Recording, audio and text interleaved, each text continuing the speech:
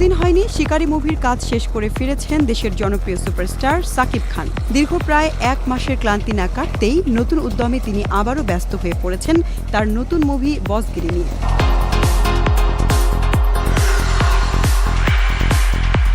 নতুন লুক, নতুন গেটআপ আর নতুন স্টাইলের চমক নিয়ে সাকিব আসছেন এই মুভিতে।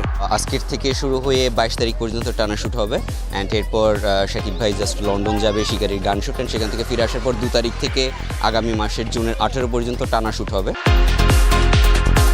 মুভিতে সাকিবের বিপরীতে কে থাকছেন তা নিয়ে চলছে গিমিক আর লুকোচুরি। আর নায়িকা বিষয়ে এখনও কিছু খোলাসা করেনি সাকিবের মেন্টাল মুভির পরিচালক শামীম আহমেদ রনি। 14 মে আনুষ্ঠানিক ঘোষণায় প্রকাশ করা হবে নায়িকার নাম।